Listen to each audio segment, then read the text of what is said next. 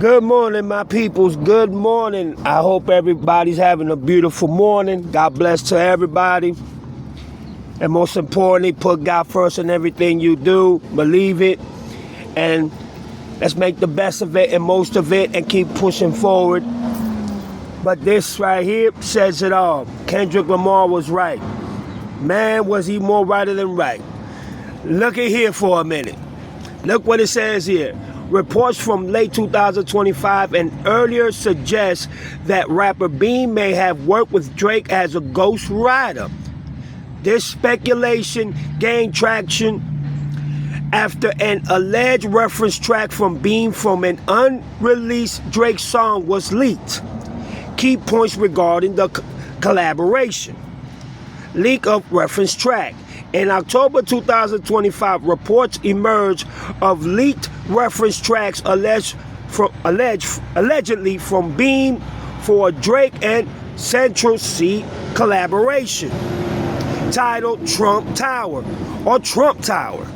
This was reportedly leaked by a disgruntled producer connected to Beam, referenced in the Kendrick Lamar beef. Speculation about Beam working with Drake comes after Kendrick Lamar seemed to reference it during their public feud. Beam's reputation.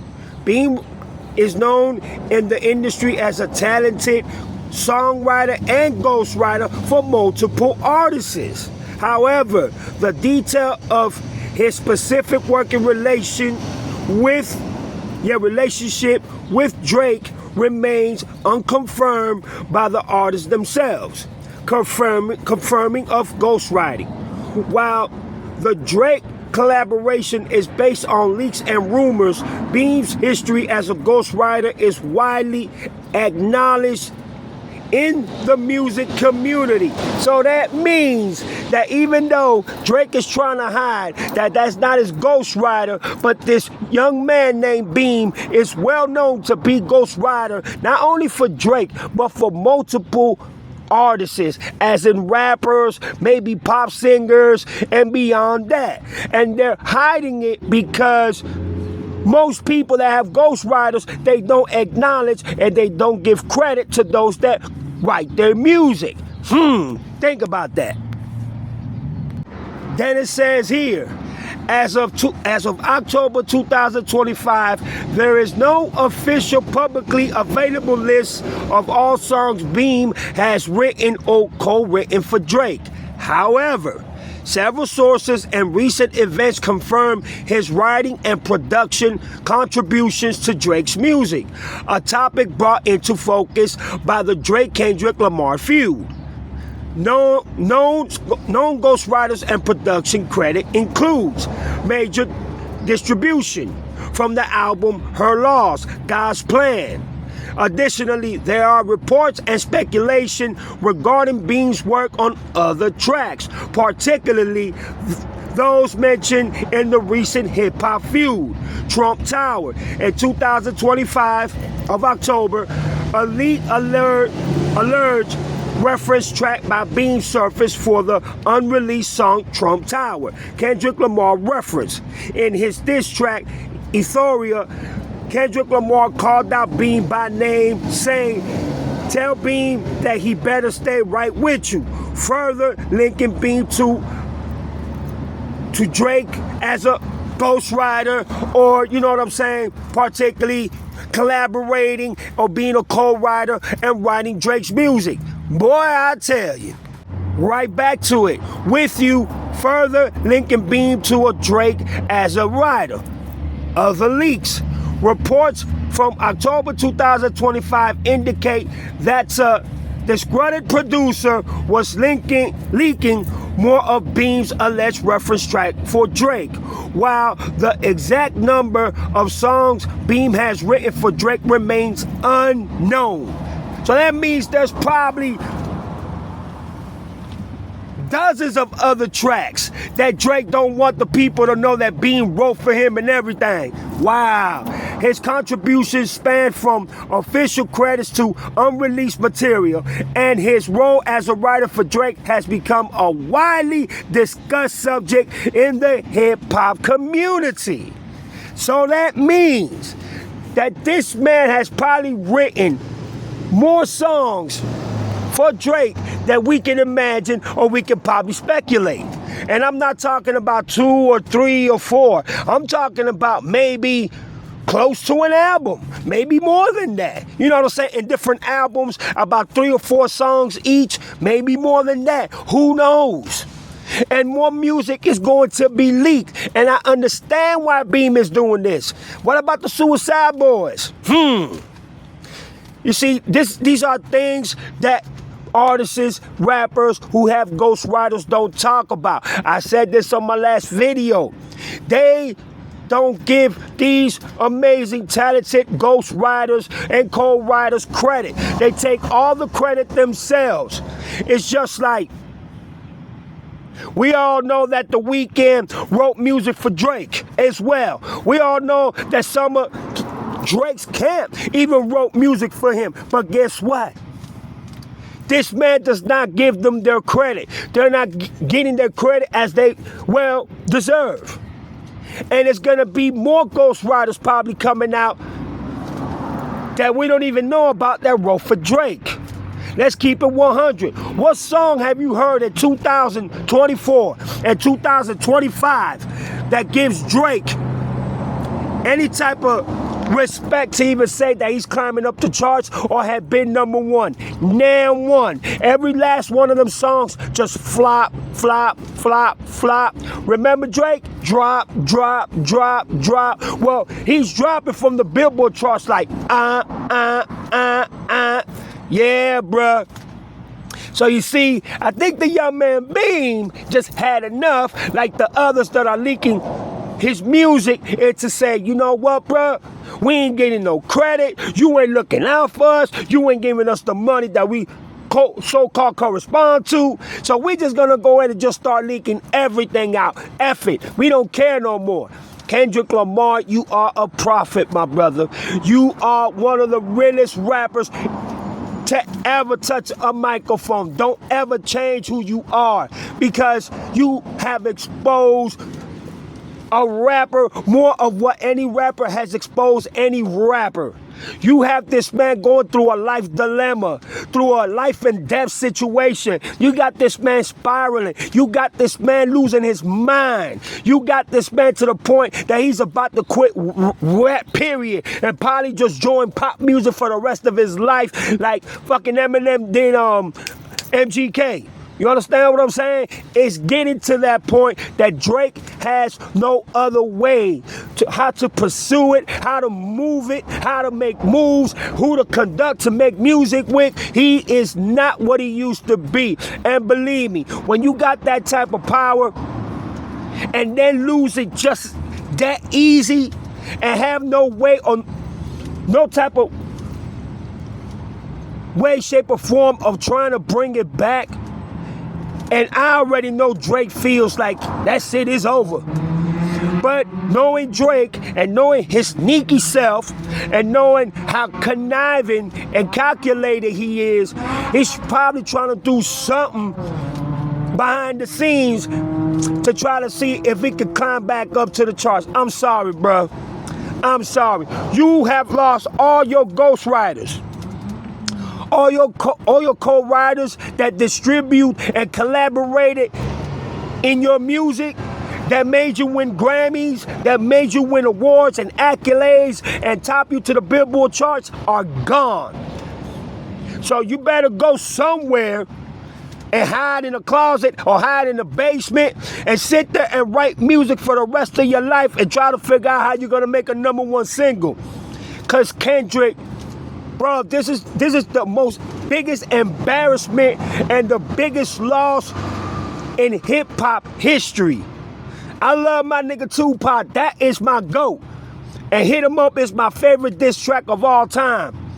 But bro, what Kendrick is doing to this dude, and then winning Grammys, and then going to the Super Bowl, and going all over the world with a diss track for 2 years. Boy, I gotta give it up to Kendrick Lamar, bro. Oh my goodness, wow, bro. You know what? Listen to your stand, Mr. Drake. Listen to your stand DJ Akadidi. Leave Kendrick Lamar alone. Now you're looking for redemption because the Dodgers are playing the Toronto Blue Jays in the World Series. Let me tell you something.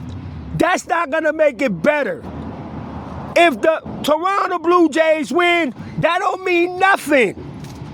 That don't mean nothing because Kendrick still whooped your ass. You still need to understand that you take that L, bro. I don't even know what to say, dog, because it's funny to me. You're looking for redemption if the Blue Jays win and they beat the Dodgers in the World Series? That's not gonna change anything. You still got your ass whooped. Admit to it. You lost, bruh. And let's say that the Dodgers win the World Series, which I'm going for. Because that young kid, I don't know how to spell his name. He's Japanese. But man, that man is bad as fuck. This man is making history.